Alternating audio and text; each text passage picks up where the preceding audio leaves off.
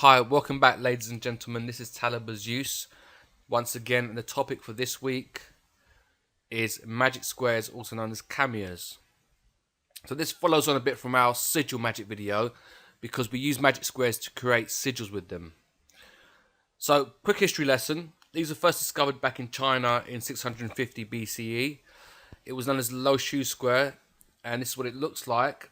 And legend has it that following the flooding of the river Lo, a turtle emerged with a magic square in his shell. The sum of all rows, columns, diagonal combinations, etc. totaled number 15, and this is the number of days of a cycle in a solar year. And legend has it they were able to use this to then predict floods and protect themselves. And this is what it looks like now. So this is our equivalent of the square above, and this is the square of Saturn. Fast forward in time, German painter, printmaker, and theorist from Nuremberg, Albrecht Dürer. Now, quick history on him. This guy was considered a genius. His still famous works include the Apocalypse, Woodcuts, Night, Death, and the Devil, Saint Jerome in his study, and Melancholia. We're going to go into Melancholia, which is this picture here. We can see in the top right hand corner, he created a magic square within that painting. So it's not just about the genius and the amount of artistry that went into the actual drawing itself, and there's a lot of symbology here and various meanings here. If we look closely at this particular image, what we're going to do today though is we're going to focus on the actual magic square. So let's cut that out, bring that in, and then focus on it a bit more. We can see there's numbers on this magic square. If we look closer, these numbers all add up to 34. So let's get a clearer representation of this, and I'm going to show you the combinations that add up to number 34.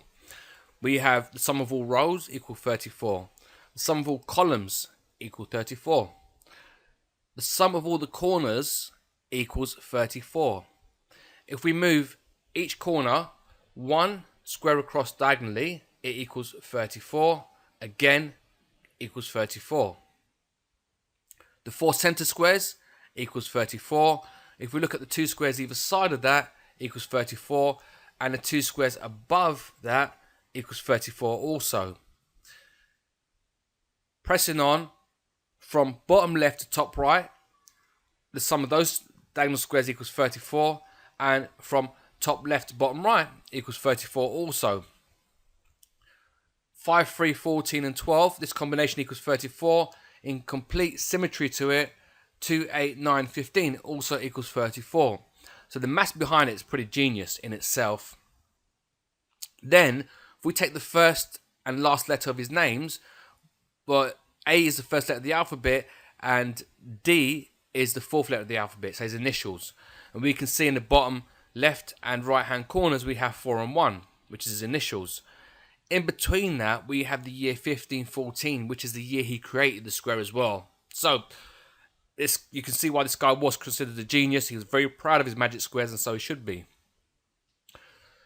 There's power in numbers. We all know this. If we look back over history, and even today, numerology, sacred geometry, Fibonacci series, angel numbers. Plato called the study of number symbology the highest level of knowledge. Pythagoras believed numbers had souls as well as magical powers, and numbers are used in magic today, in religion, many other forms. So he divided them into two groups: odd, even, male, female, light, dark, etc. It's used in mythology, religion, mysticism, superstition, predictions, in decoding the Bible code and other codes out there as well, in astrology and so forth. And of course it's used in magic as well. So, pressing on, what we're going to do is we're going to focus on the planetary squares, because these are the squares that we're going to use to create our sigils with. There's 7 planets. Each planet represents different types of energy. And based upon what you want to achieve, you're going to use the square that is aligned with that energy. So, you can see here the information shows you the square of Saturn. And let's say you wanted something to do, you wanted to manifest and create sigils, something to do with real estate or banks, debt, obstacles, binding, knowledge, time, discipline, and so forth, these kind of things. This is what Saturn corresponds to. It stays Saturday, so you create your square on a Saturday, preferably within the hour of Saturn also. Its color is black, So you may want to etch that sigil onto a black candle, for example. Then we have the square of Jupiter. Again, you can see days Thursday or Thursday. Its color is blue. Sign of Sagittarius, and it corresponds to success, abundance, money, growth, luck, benevolence, and so forth. So for those particular things, you use the square of Jupiter. We then have the square of Mars. Mars is on its day is Tuesday, so you'd want to create that on Tuesday. Tuesday is Tia's day. Mars is the god of war. Tia is the god of war. Hence Tia's day in Norse mythology. Its color is red, the color of action. Its sign is Aries or Scorpio, and it corresponds to male sexuality, strength, lust, anger, destruction, and medical issues. We then have the square of the Sun. The Sun is about health, vitality, ego, power, success, advancement, leadership, growth. If you wanted to achieve success and get a promotion or something, you may use the square of the Sun. Its day is Sunday, the Sun's day. Its color is yellow, so you may want to use yellow ink to create your square, and so forth. It's all add an element of power to your magic square. We then have the square of Venus. Its day is Friday, or Frigga's day. Frigga was the wife of Odin. Venus is also Aphrodite in Greek mythology, Frigga in Norse mythology, and so forth. So it's love, pleasure, beauty, arts, female sexuality. It's music, luxury, social affairs, and so forth. Then we have Mercury. Mercury is about communication, travel, intellect, contracts, information, wisdom, science, memory. Its day is Wednesday, or Odin's day. Its colour is purple, and it rules the sign of Virgo and Gemini. And with regards to planets, really quickly as well, it's Mercury. Mercury is a planet that goes a lot into retrograde. So if you ever look at astrology, you will know one of the planets tends to go a lot into retrograde is Mercury. So you want to be aware of that if you're going to use Mercury, for example. And if you are going to use Mercury when it's in retrograde, you probably want to put the seal of Mercury on the back of that, which is pretty easy to find online anyway. What I want to do is keep this nice, short and simple so you can go ahead and start creating some sigils using this. But it's the reason also why they say don't sign any contracts when Mercury is in retrograde, because communication in general, Mercury rules communication. During the times of Mercury retrograde, they say that communication can be not reversed, but almost communication will not be as smooth generally as it could be, or the message won't be as direct as it could be. That type of thing. But astrology is a whole different subject on itself, and we'll cover that in a different video. So it's square of the moon. Monday is the moon's day. Its colour is silver. It rules sign of Cancer, and it corresponds to clairvoyance, sleep, emotions, astral travel, imagination, women, birth, and reincarnation. If you wanted to, for example, astral travel, you may want to use a square of the moon for something like that, and so forth. So now that we know that, let's look at some examples of what we could use this for. We could say we want a new car, so therefore we'd use Mercury, which rules travel, and our phrase that we'd pick would be something like new car. More powerful than that is which car would you like. Let's say, for example, you want a BMW X6. You may use that phrase and sigilize that phrase, and so forth. And we'll look at how you use phrases in a minute. If it's a job promotion, you'd use a square of Saturn for success. Square of the Sun for success. And you would write down not job or promotion, but you'd write down the title that you want. If it's, for example, manager, director, whatever it's going to be, supervisor, you'd write that down. Let's say it's for love or sex. You use for love or sex magic, you'd use square of Venus, which rules that particular area. And you may, for example, put the name of the person whom you want to attract. And then luck, the square of Jupiter, which rules luck. So benevolence and that type of thing, use square of Jupiter. So here's a quick word of warning, by the way, when you do this. What you should know is when you put spells, it's not just a case of when you create spells or sigils or anything, it's not simply a case of creating it and leaving it. You also want to do something within the material world, in the physical reality, in order to help manifest that. Magic gives you the edge. It's not about a puff of smoke happening. It can move obstacles for you to get you where you need to go. It can open pathways for you. If, for example, you want a promotion, magic can help.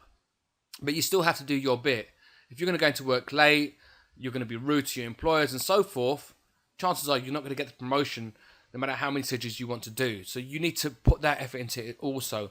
If you wanted to attract another and you don't ever speak to them or anything or make any advancements towards them, chances are that's not going to happen either. So anyway, pressing on. Investing, for example, we'd use a square of Saturn. That rules banking, financial institutions, and so forth. So let's do an example here. Let's say we want to attract success in investing. We'd use Saturn because we know Saturn rules financial institutions, banks, investments, and so forth. So the phrase we may want to use is something like investor. What we need to do next is we need to take that phrase and we need to make it numerical so we can apply it to our magic square. So let's use the Western system of numerology. Now I know you may be thinking, wait a minute, some of these squares had higher numbers than the number 9. What I want to show you is there is other ways that we can use, we can turn these letters into numbers. For example, here's the Latin Gematria. Or we could still simply just stick to our Western system of numerology and simply use numbers that are on there as well.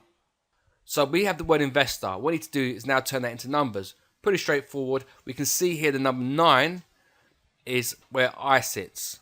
So therefore, 9 goes below I. 5 becomes, or N becomes 5. V becomes 4. E becomes 5.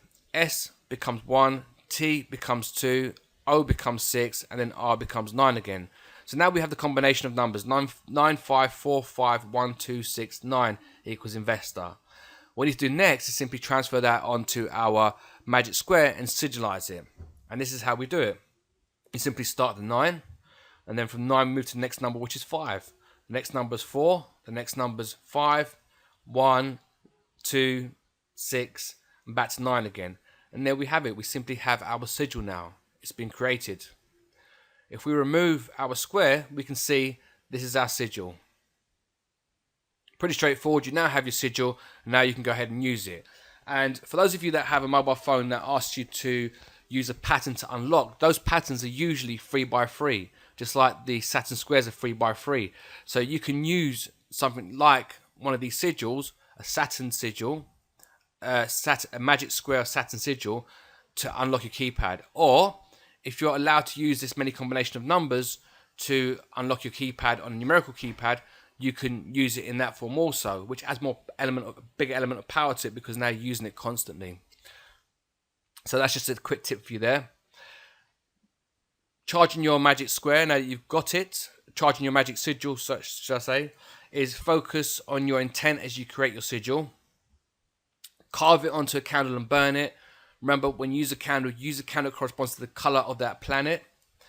Draw it on paper and then write your prayer on the back. So if you draw a sigil on the piece of paper, on the back, write your prayer. A good place to get a powerful prayer from is the book of Psalms in the Bible. There's, if you don't know this, the book of Psalms creates magic spells within it. Those prayers there's prayers to relieve headaches, for success, and all kinds of things. And that's a really powerful book in itself. And I think over time we've sort of dismissed the Bible a lot because we see it as religion is oppressive. But remember, religion may be oppressive, and I believe it is, but it doesn't mean the tools that they use in these religions are not of any value. You've got to bear that in mind. You can put it in the mojo bag, anoint it with magical oils or sexual fluids in the case of love or sex spells. Your own, of course. Sew it onto a cloth. Put it into a painting or other piece of art. So in the case of Zues painting that he created and he put his magic square in there, we're not putting a magic square in our painting, we're simply putting a sigil within our painting or our other piece of art. Use your finished sigil in amulets, talismans, spells or rituals. So to wrap up this video, here's some tips for you. Decide which planetary energy you wish to work with. First of all, what is it you want to achieve? You may say, well, I really would like a new car. Well, in that case, go with Mercury. Pick a word or short phrase that sums up your desire. This will be the car that you want, for example, the make and model. Then, while writing the square, do not speak, but be focused on your desire. While writing your square out, focus on your desire. And when you're writing your square as well, word of caution here, when you fill out the numbers, fill it out in numerical order. If number 1 is in the top center and number 2 is in the bottom right hand square, do it in that numerical order. Create the magic square on the day of that planet. If you're going to work with Jupiter, its day is Thursday, Thor's day. So use the Thursday, create it on a Thursday. If you're going to work with Saturn, for example, create it on a Saturday and so forth. Create the magic square on the hour of that planet. So what I'll do is I'll make this nice and easy for you. If you can't do this, by the way, for whatever reason, let's say you're at work and it so happens that the hour of that planet falls at a time that you're not able to actually create that square, then fine, then work with what you have. But if you can, then do. What I'll do is make it nice and simple so you can determine which hour that planet's energy falls upon for that particular day. What I would do is I'll simply put a link here so you can go ahead and do that nice and easily.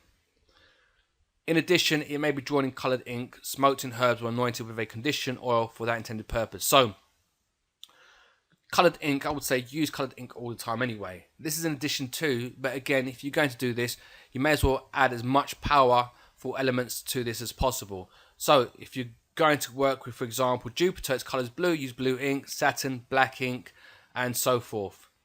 Smoked in herbs or anointed with a conditioned oil.